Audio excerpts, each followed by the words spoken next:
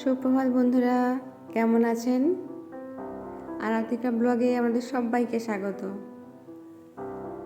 আজ ঘড়ির কাঁটায় 5টা বাজে, সকাল সকাল উঠেছি।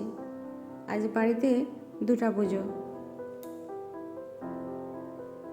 পিঠে চচ্চড়ি পুজো, বিশ্বকর্মা পুজো। বিশ্বকর্মা পূজাটা দোকানে হবে আর পিঠে চচ্চড়ি পূজা বাড়িতে হবে। ঠাকুরমশাই বলেছে তাড়াতাড়ি আসবেন, ওই জন্য জোগাড় যন্ত্র খুব তাড়াতাড়ি করতে হচ্ছে। এই যে নারকেলটা ছাড়াচ্ছি, এই নারকেল 2টো পুজোতেই লাগবে। নারকেলটা ছাড়ানোর পর বাদ বাকি জোগাড়গুলো করে নেব।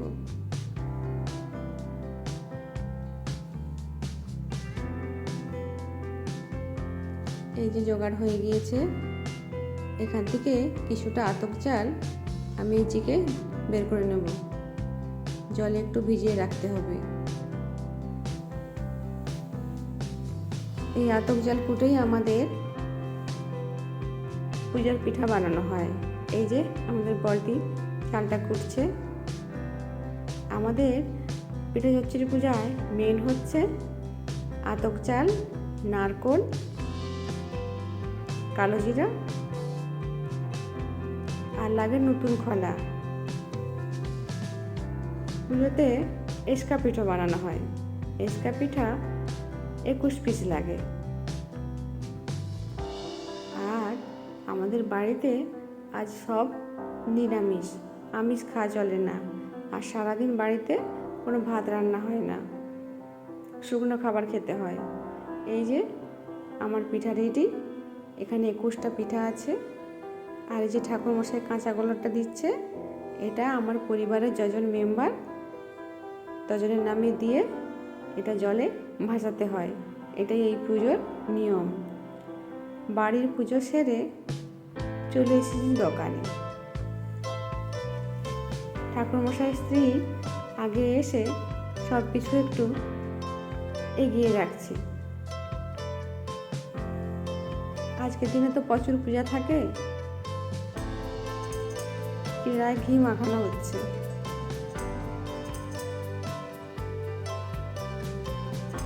দুধ, নারকেল, চিনি দেয়া হবে।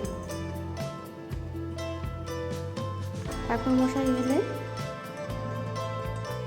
বাকি পূজার কাজ সম্পন্ন হবে। ঠাকুরমশাই এসে গিয়েছে, আমরা সবাই ঘর ডুবাতে এসেছি। ঘর ডুবে আবার দোকানে ফিরে যাব। এই যে দোকানে এসে গিয়েছি, দোকানে পূজার কাজ শুরু হয়ে গিয়েছে।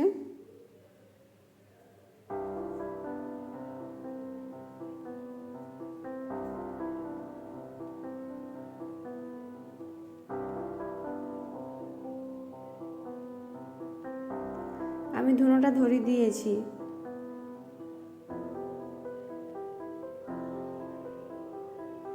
জানেন তো, এই ধুনার গন্ধ আমার খুব ভালো লাগে। আমাদের পূজাটা ঘটস্থাপন পূজা। পূজার একটু পরেই সুতা কাটা হয়ে যায়। 2 দিন ধরে পূজা হয় না। ঠাকুরমশাই আরতি করছেন। পূজা প্রায় শেষের দিকে। আরতির পরে হোম হলেই পূজা সম্পন্ন হবে।